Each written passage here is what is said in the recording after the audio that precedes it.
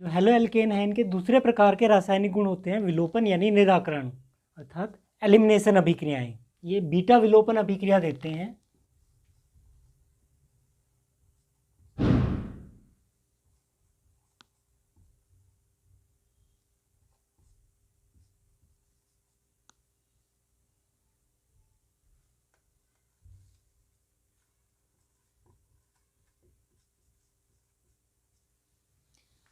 Halo alkane को जब हम अल्कोहलिक KOH से मतलब अल्कोहल में डिजोल्व किए हुए KOH से ट्रीट करते हैं तो हेलोजन परमाणु यहाँ से रिमूव हो जाता है, साथ ही जो बीटा कार्बन है मतलब जो इससे जुड़ा कार्बन है वो अल्फा है, नेक्स्ट बीटा, तो बीटा कार्बन से हाइड्रोजन का विलोपन हो जाता है।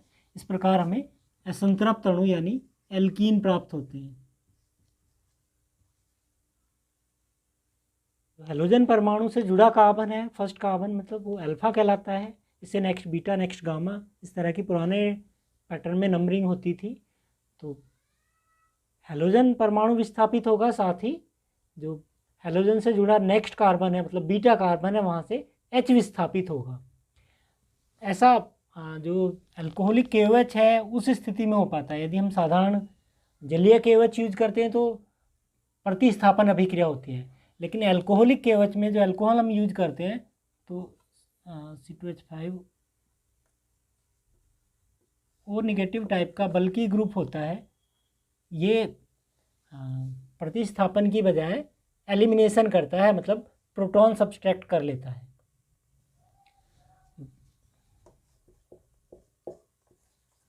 क्षार है हमारा NaOH वो अल्कोहलिक होना चाहिए। ऐसी स्थिति में जो प्रोडक्ट हमारा होगा वो अल्फा कार्बन से हेलोजन हट जाएगा और बीटा कार्बन से हाइड्रोजन का विलोपन होगा, hence product will be propene.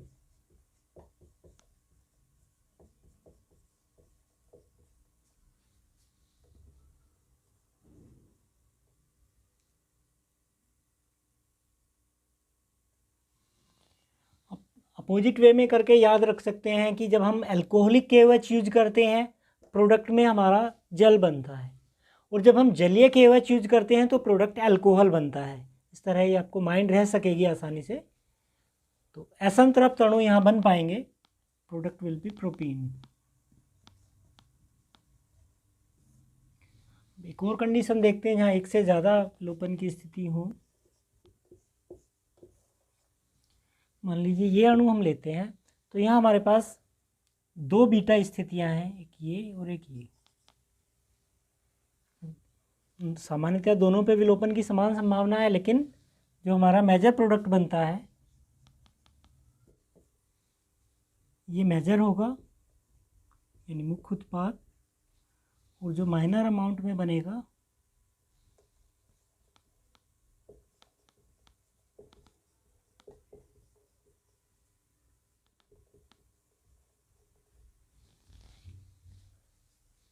यदि इस हेलो एल्केन मतलब सेकेंडरी है हमारा ये हैलाइड, इस पर हम NaOH अल्कोहलिक लेके यानी अल्कोहलीय क्षार की अभिक्रिया कराते हैं तो यहाँ भी बीटा विलोपन होगा, लेकिन उसमें दो संभावनाएं हैं। एक इस बीटा H से बीटा कार्बन से हाइड्रोजन का विस्थापन, और दूसरा इस वाले कार्बन से हाइड्रोजन का विस्थापन हो सके। तो जो हमारा मुख्य उत्पाद होता है वो अधिक प्रतिस्थापित होता है, यानी ऐसा उत्पाद होता है जिसमें डबल बॉन्डेड कार्बन पर ज़्यादा एल्किल मूलक जुड़े हों, और डबल बॉन्डेड कार्बन पे कम एल्किल मूलक जुड़े हों। ऐसा हमारा उत्पाद माइनर होगा यानी सूक्ष्म मात्रा में बन पाएगा। ऑलमोस्ट 80-20 की रेशियो में ये बन पाते हैं। अराउंड 80% हमारा ये बनेगा जो अधिक प्रतिस्थापित उत्पाद है, जहाँ डबल बॉन्ड से जुड़े कार्बन के से जुड़े एल्किल मूलकों की संख्या अधिक है। जो डबल बॉन्डेड कार्बन है उससे जुड़े एल्किल मूलकों की संख्या अधिक हो, ऐसा उत्पाद यानी अधिक प्रतिस्थापित उत्पाद मुख्य होगा, और डबल बॉन्ड से जुड़े कार्बन पे कम एल्किल मूलक जुड़े हों वो उत्पाद गौण यानी सूक्ष्म उत्पाद होगा। ये सेटजफ नियम के अकॉर्डिंग होता है। इस नियम में कहा गया है कि जो अधिक प्रतिस्थापित एल्कीन होते हैं वो मुख्य उत्पाद के रूप में बनते हैं। एल्किल हैलाइड की विलोपन या निराकरण अभिक्रियाओं में मुख्य उत्पाद अधिक प्रतिस्थापित एल्कीन होता है, यानी ऐसा एल्कीन होता है जिससे अधिक एल्किल मूलक जुड़े होते हैं कार्बन डबल बॉन्डेड कार्बन पर।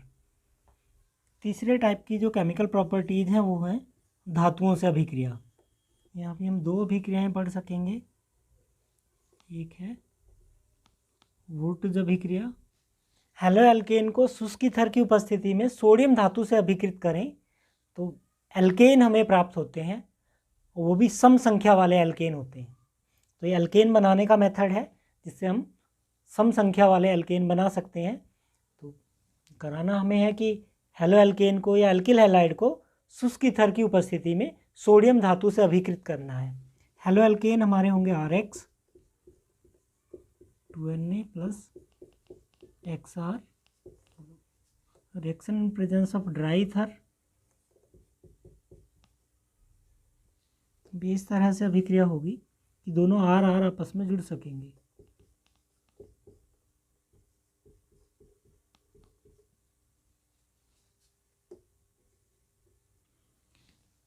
जो R हैं वो तो आपस में जुड़ जाएंगे, अर्थात जो हमारा एल्केन बनेगा उसमें कार्बन नंबर जो होगा वो R के कार्बन एटम्स का डबल हो सकेगा। मतलब मिथाइल क्लोराइड हम यूज कर रहे हैं, प्रोडक्ट जो है हमारा वो इथेन होगा। ऐसे ही अगर नेक्स्ट हम मान लीजिए C2H5Br पे अगर आते हैं, प्रोडक्ट जो होगा वो ब्यूटेन बन सकेगा। अर्थात ये अभिक्रिया विषम संख्या वाले एल्केन बनाने के लिए उपयुक्त नहीं है, केवल सम संख्या वाले एल्केन बनाने के लिए उपयुक्त विधि है। बहुत आसानी से सम संख्या वाले एल्केन इससे बनाए जा सकते हैं।